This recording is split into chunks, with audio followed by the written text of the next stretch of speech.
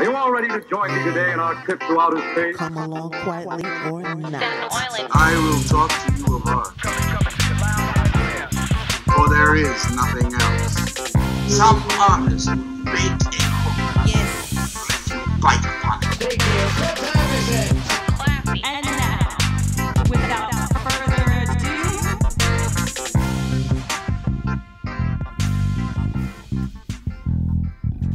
ado. Okay, I think we got it.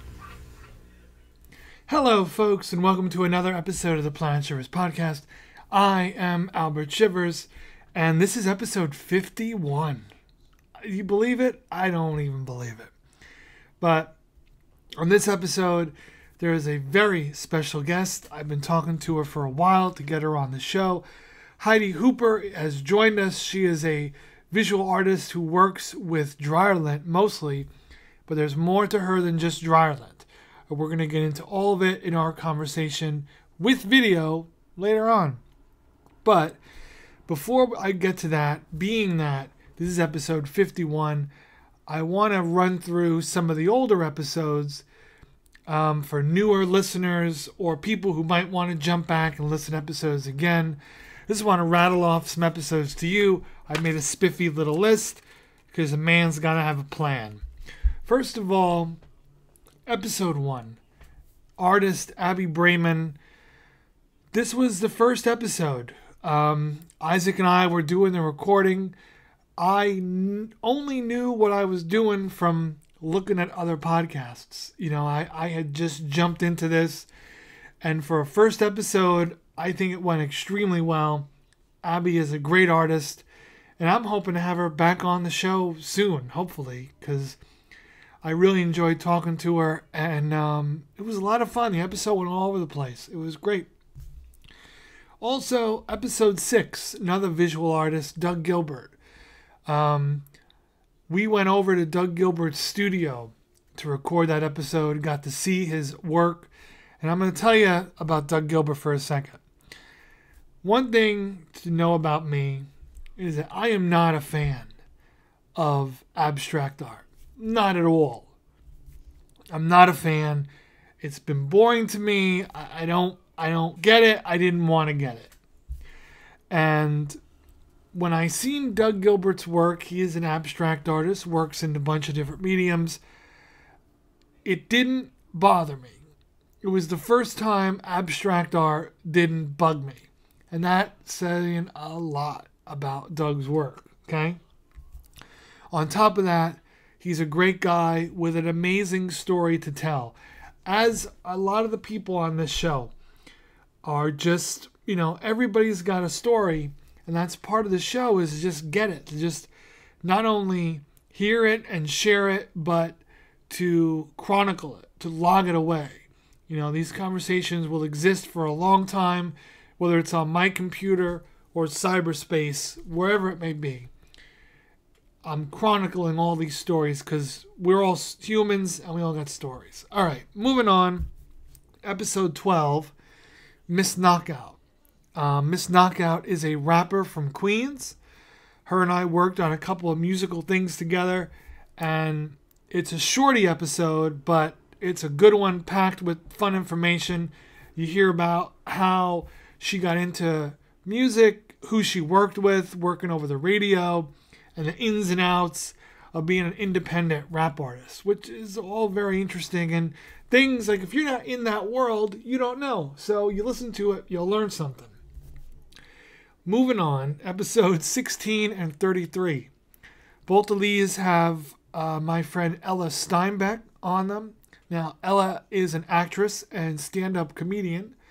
Her and I worked on a couple of film projects together. I followed her comedy for a while. But along with that, she also is a chronic disease sufferer. She has Lyme's disease. Let me say that again. Lyme's disease and Ehlers-Danlos syndrome. She lives with these every day. In the first episode with her, episode 16, her and I talk about her film work, her comedy work, and then we go into her dealings with chronic illness.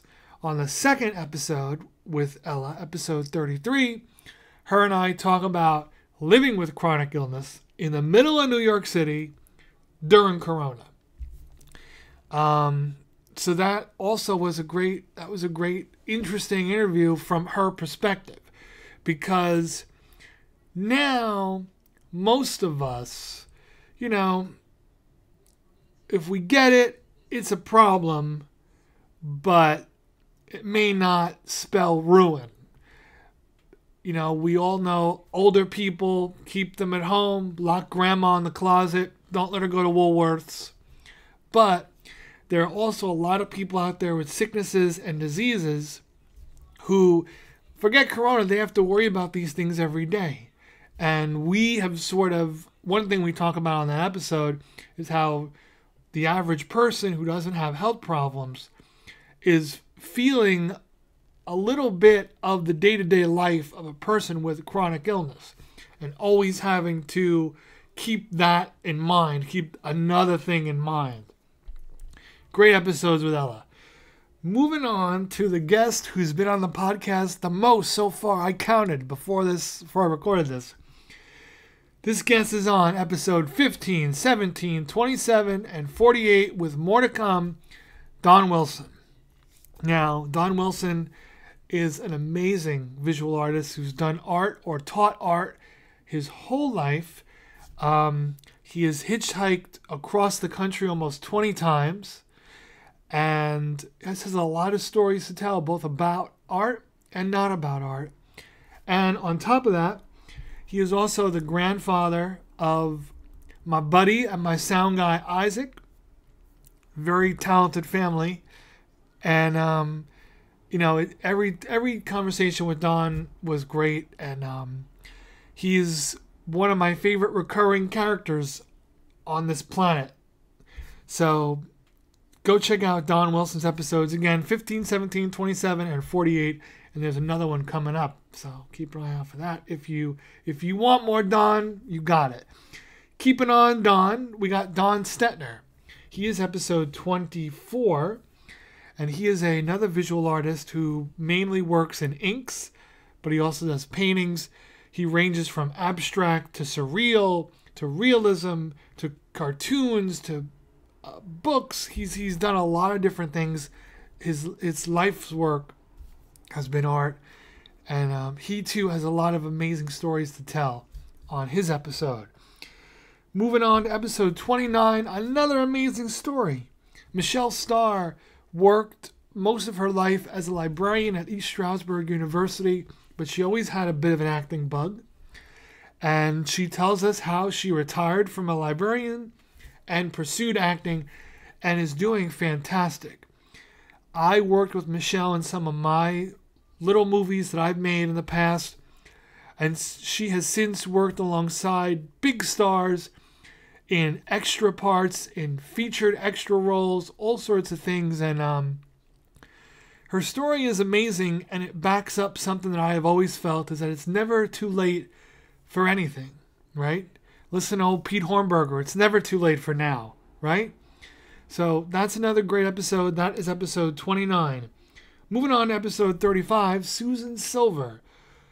Miss Silver was one of the original writers for the Mary Tyler Moore Show, and she went on to hang out with Bob Newhart and Jim Morrison, and went on a date with Lenny Bruce.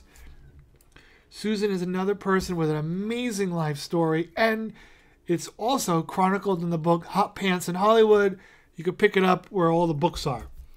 Episode 38, which is a real crown jewel episode for me already. Sharon Fulta, the daughter of Louis Armstrong.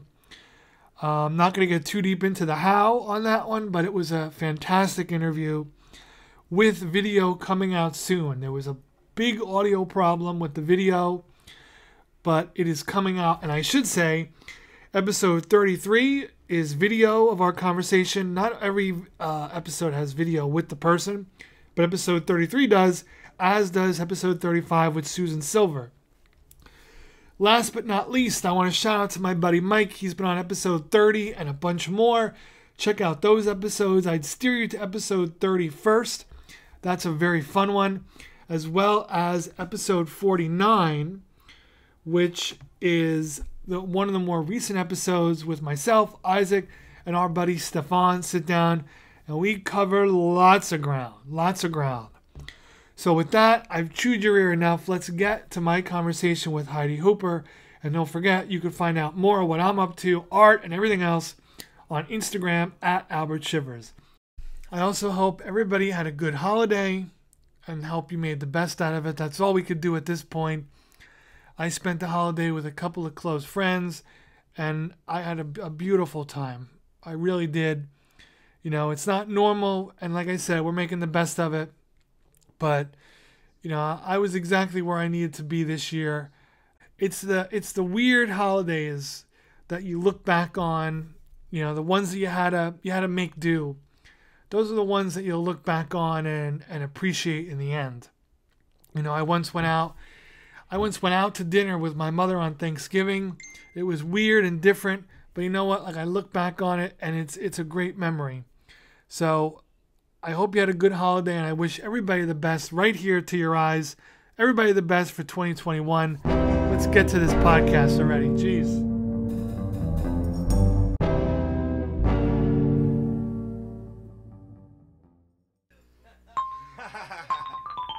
Stop the tape. All right, folks, welcome to the Planet Shivers podcast. And on this episode, I'm very excited to finally have on Heidi Hooper, who is a multi-talented artist who has been in all sorts of publications and galleries. Heidi, thank you for being on the show. Thank you for having me. Yeah, no, definitely. I was excited to talk to you. So let's start here. Currently, you're showing at a number of different galleries around. Can you tell us a little bit about that? Well, Gamut Gallery is, his December show is always like very unusual artists that don't normally get noticed other places, which is why I love his gallery. Yeah. And so I'm there. And then Amano Gallery, Amano in New Jersey, has a part of the place that's constantly mine because I guess I sell well enough that, you know, she could justify it. And then there's the Ithaca, New York. What's the name of the show again, Mike? I can't remember. That's okay. Got it already. And so that's where I'm showing basically right now. I know there's some other shows coming up that I'm on. No, don't know if I got in or not. You know, it's a coin toss whether you get in or not. Right. So I had recently seen your work at Gamut Art Gallery, and so right now either you fill in my blank spots, but you had just finished a series of your lint art that showed all of the seasons. And are those all over at Gamut Art Gallery or just a couple? No, just two. Okay. The other two are here at my house right now. Okay. Possibly getting ready to go to a show, but they're online shows, so it's not like I have to take it out of the house. Gotcha. Gotcha. So, and all of your pieces, for the most part, are made out of lint. Yes. So, dryer lint. So that's pretty amazing, and you are the only person that I know of doing that, which is awesome. When I first started out, I think I was pretty close to the only one, and then within like 4 or 5 years, we got a huge surge of people trying it, and that just like plummeted because it's time consuming and painting is faster. You know, so, and now I think there's maybe like a handful in the whole world that are actually doing it. So I guess it fluctuates like any other art form. Yeah. But so I can't say I'm the only person because I'm not. Understood. But I am the only person that Ripley says I'm the only person that make it look like paint. Okay. And, you know, shading, lots of shading. Right. So before we get too much further, what originally gave you the idea to work with lint? In 99, I got cancer, and I was a smith. You know, wielding a 3-pound hammer 8-10 hours a day. And because of that, it was hard for them to detect the cancer because my abs were rock hard. Gotcha. Like a bodybuilder. Right. And so by the time they finally were able to resolve it, it ended up, it was a cancer that was only 5 years old. They'd never known about it until 5 years ago. So they didn't know anything as far as how to solve it. So long story short, it ate away everything in my arm, and started it on the bone. It ate the nerves, the muscles, everything. And so while I was sick, I kept, because a little Irish monster has to give its little bit. Each morning I gave myself another task to do. It was always something simple to see what I could do and what I couldn't do. Because over time it just kept progressing worse and worse and worse. And then in the long run, I finally ended up with not being able to do much. And my mother-in-law was looking after me, helping me out. And she had lupus and didn't know it, and dried all my chenille throws in the dryer until there was the size of 2 collie dogs, one on the floor and one up on top of the dryer, of these whirlwind of colors. Right. And it was so pretty, I couldn't throw it away. So I spent the next 3 years trying to figure out what I could do with it. Wow. So from when you started to now, how do you develop your style? Now you mentioned shading and perspective and all that stuff within art. So how do you develop that style while working with an unconventional medium? A lot of trial and error. Right. I learned the hard way. I can't. My first tendency was use lots of glues behind it. Right. Stick. And I took, for 3 years, I put stuff under the worst possible conditions you could put art through. Okay. So it was in a musty, moldy basement. I did it on corrugated cardboard. I mean, every worst scenario I could think of. And I discovered that glues will eat away the fibers. Okay. I mean, chenille evaporated. All there was an essence of color where it was. It was really creepy. So over trial and error, I learned that I have to build it up really thick so that it stays forever instead of degrading away. So I don't use very much adhesive, only when I absolutely have to, because I can't get anything to stay in place, so even then it's it's like you get the archival cement and I put it on my finger and just kind of rub it all over. I mean, we're super thin. Gotcha. So that it doesn't eat the fibers away, because it will, whatever fibers that it sucks into will disappear. It just eats it away. So I ended up with glass to hold it in place, because I tried fixatives on the outside, and the fibers are destroyed within no time. I mean, within 5 years of short, the fibers are just bleh. Right. And so I came up with the glass to hold it in place. So it's actually, each piece is actually, you can probably tell by here, it's about a finger's thickness thick. Okay. It's somewhere between, the small ones are somewhere between 1/2 and 3/4 of an inch, and the big ones are about 1 inch to 1.5 inches. Wow. Thick. Okay. So it's a lot of lint. Yeah. So how do you keep yourself supplied in Lent? I came up with, I think my husband came up with the idea, but anyhow, I basically, at the end of each year, I send art thank yous. Whatever I felt were my favorite pieces for the year, I thought were my best pieces, they get the first printouts. When I do a series 100 printout, right, they get, only thing that goes to galleries or conventions and stuff is what's left over after these people get theirs. Okay. So I send out prints and cups and all kinds of stuff as a thank you, and that keeps the supply coming because people want the gifts. Right. There you go. And then my patron page helps pay for the shipping supplies and all that stuff. Gotcha. As well as frames. Right. So on the topic of the production of the art, one thing that jumped out at me as I watched some of your videos was your comparison between the raw lint versus dyeing it. in terms of color. So what exactly is that about?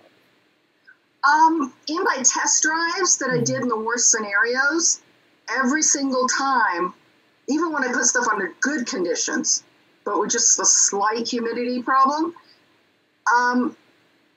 it dyed the glass. Okay. It would dye onto the glass. And over time, in bad conditions, it would actually spread. So, like, if you had a little tiny area of, like, a pink, like, just wavering of shading, Right. it suddenly becomes this big, wide thing of pink, and it just totally destroys the picture. Gotcha. And that would be if the lint was dyed. Yeah. Rather than The dye somehow, over time, if there's any kind of moisture in the room or atmosphere, spreads to the other fibers next to it. Okay. So then what would be then, would raw lint be something that is just naturally that color? Well, when it naturally comes out in the dryer. Okay. Because it's already gone through the rinse and wash process, so therefore it's somehow or another it doesn't bleed like the fresh dye and then putting it in the wash machine dryer. When you hand dye and stuff, for some reason it always spreads. Right. Gotcha. So I was in the worst scenario and testing stuff so that in case somebody does things like puts fiber in a bathroom, is it going to hold up? Understood.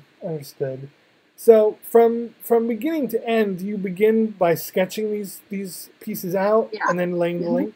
Okay. Could you go into a little bit of your process without giving away too many secrets? Well, I do.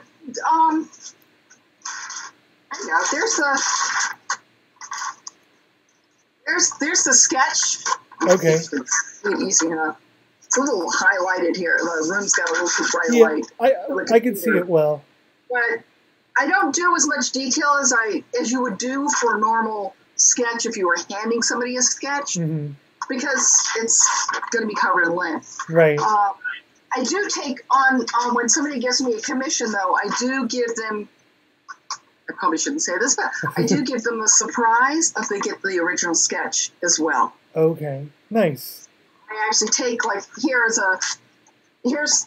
the original, because it's not a commission, but normally it would be the copy that's here, and then they get so they get two pieces for one. Gotcha. That's cool. So you started out as a smith doing metal sculpting. What kind of things did you get into doing that? I mostly made women's armor. Okay, that's cool. And I would take a measurement every 3 inches and then actually sculpt the sheet metal to where it was a copy of their chest. So it was a perfect fit. And then I always lined it with like leather on the inside, because metal, if you're jousting and it's cold out, it's hurtful. Right. So the leather blocks the cold. Okay. So these were in turn like functioning pieces of armor. Yeah. Nice. And is there anything from there that you've been able to apply to what you're working on now? No. Okay. It's a total different mindset. It's fire and hammering, and it's a totally different, Right. This is very fine. Right. And metalsmithing is fine, but it's not the same kind of fine. You can be rough and rude with it and still come back and it keeps kicking. And it just doesn't do that. Right. So was it screwed up? Was it a challenging transition then to go from one to the other? It was terrifying. To suddenly wake up and find everything you got your master's degree in and everything is out the window. Was pretty devastating. Because I can barely lift a glass of water now. So it's that kind of difference. So it took a while to get used to it, but the fact that I found something else, that's why I was trying something every morning, so that I was not going to let the monster die. Yeah, that's important, is to keep that drive going, and just find a way. I think that's something that every artist probably does have in common, is just the need to create no matter what. Yeah. I mean, some days I just baked cookies because it was like, I can't physically do much. So, you know what? Just accomplish something. I'm going to make cookies. Right. You know? So your art, when you started the Lent projects, your art got you on a lot of shows and in a lot of publications. Can you talk a little bit about that? That was a weird, wild ride because I was so used to, it was just, Ripley started it, I guess. Okay. I was so used to being, oh, it's dry art, it's not really art, you know. I mean, galleries would be like, oh, we can't know anything about that material, so we can't sell it, you know, without even looking at the art, you know. Right. Because photos don't do the pieces justice. It's the huge difference when you see it up close than when you see it on a photo. Right. And so, first time was Ripley's contacting me by email. I didn't contact them. Right. Still in my little corner trying to go, am I good enough? Oh, do I take it someplace or do I not take it someplace? You know, because I hadn't shown the work in too many places. And they just found me on the internet and put me in there. And then it's like every other year something else happened. And it was all due to Ripley's, getting at Ripley's and then them posting it, and then other people noticed it because I was being really bad and not really posting myself very much because I was not where I wanted to be. Right. And even if the artwork's not where you want it to be, you think it's horrible. Even if it's not, you think it's horrible. I know what you mean. It's like you can mess up a good piece in 5 minutes just because you're feeling insecure about it, you know? Right. So what was it that Ripley's approached you for? Like, they wanted to buy some of my artwork.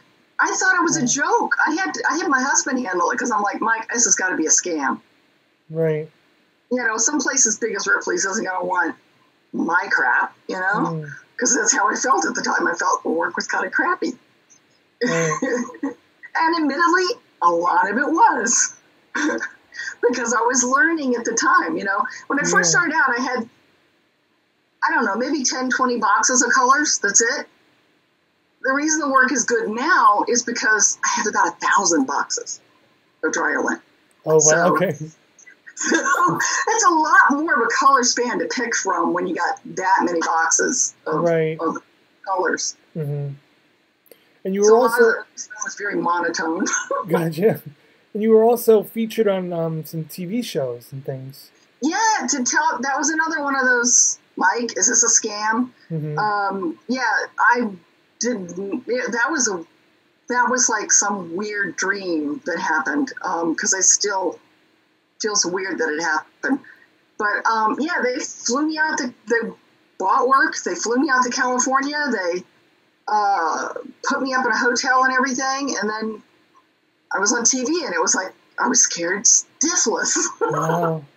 I mean, I was like, if you can see my feet without shoes on, I was probably like shaking like this the whole time. And then, of course, Mel Brooks was there, because that doesn't put pressure on you, no. Not at all. No. No, I love your photo with him was fantastic.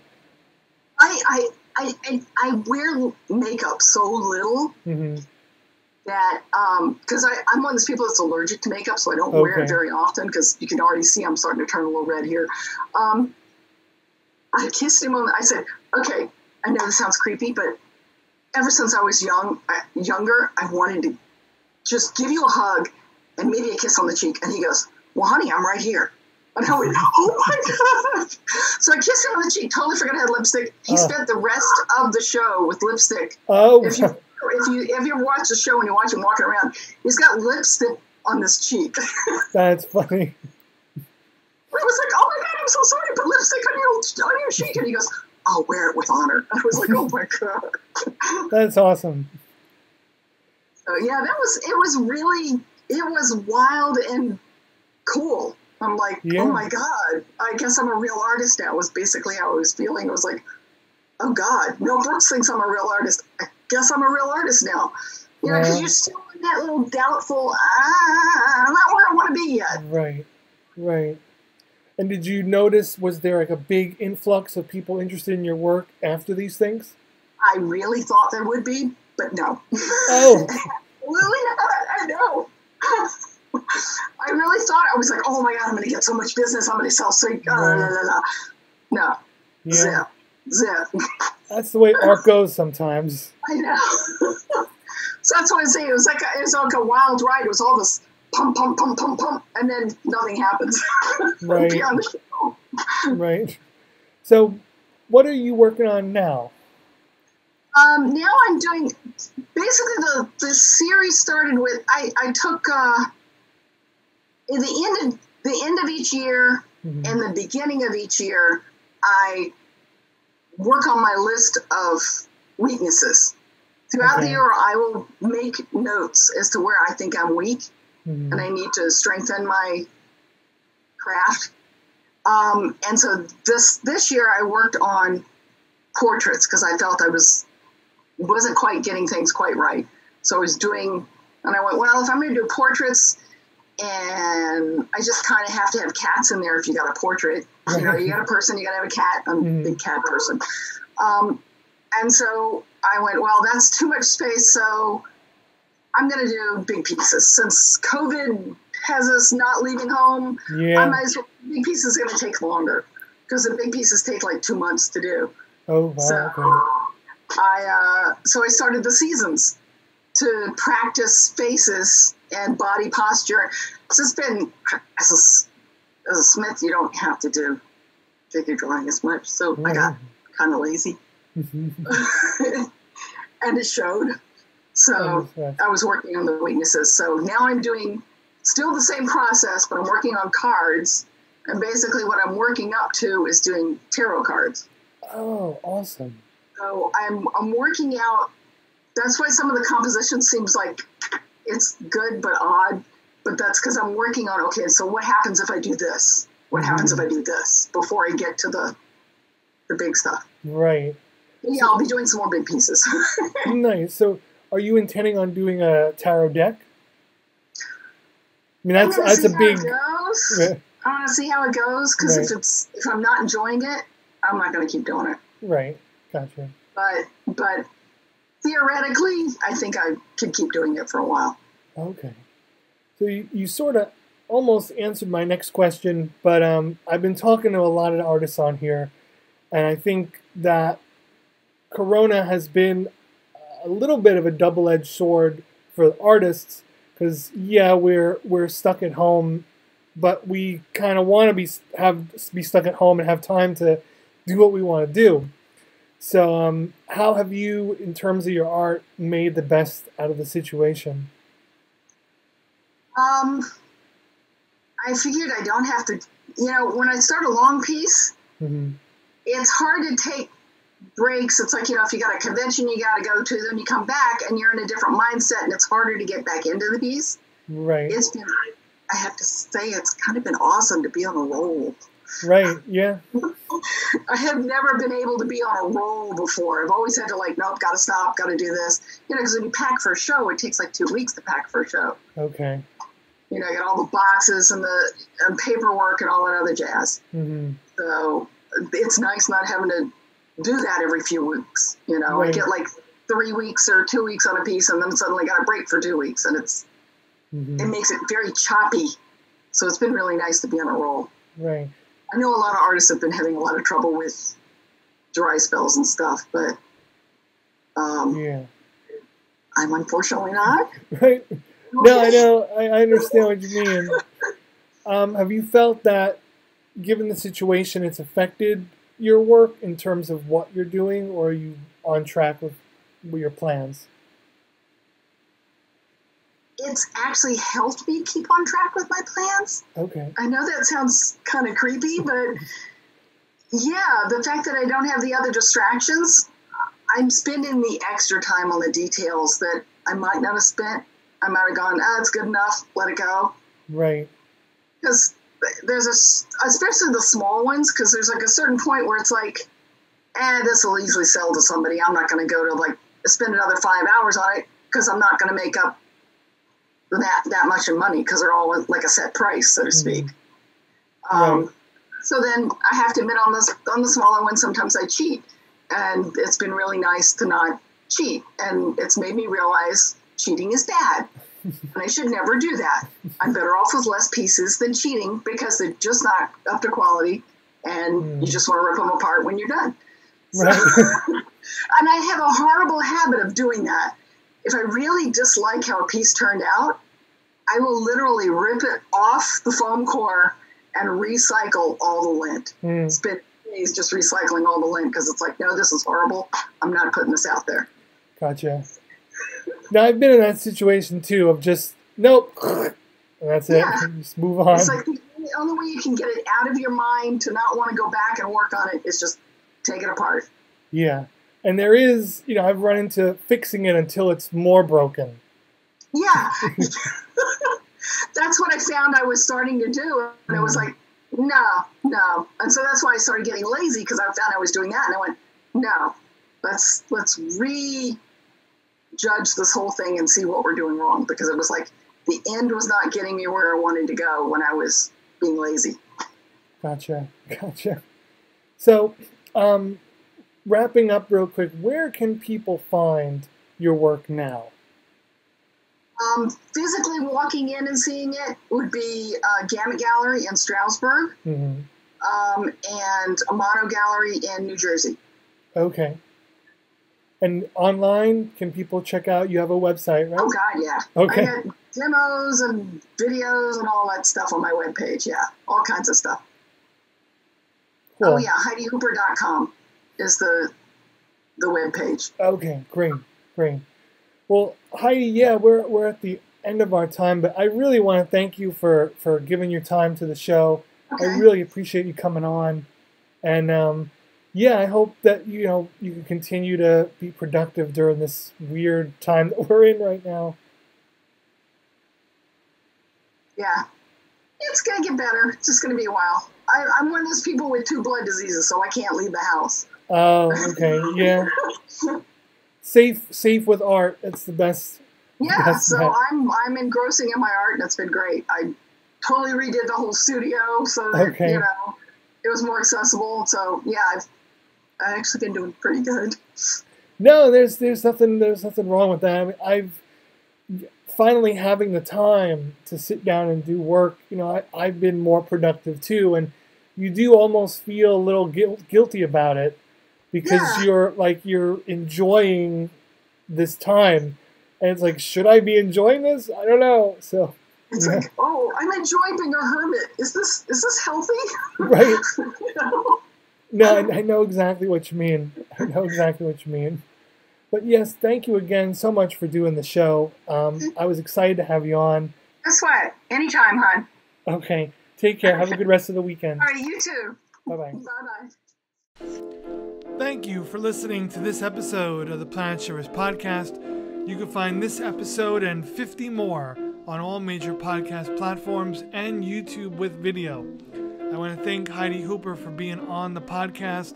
Next week, we got another good one for you, and you can find out more about it and more about what I'm up to with art and such on Instagram at Albert Shivers, on Facebook at Albert Shivers Visual Artist, and on the Albert Shivers Patreon page. Thank you again so much for listening, and I want everybody to have a very happy new year. Let's keep making the best out of things. Whatever they throw at us, we're going to make the best out of it. They can't beat us. Remember that. Catch you in the next episode.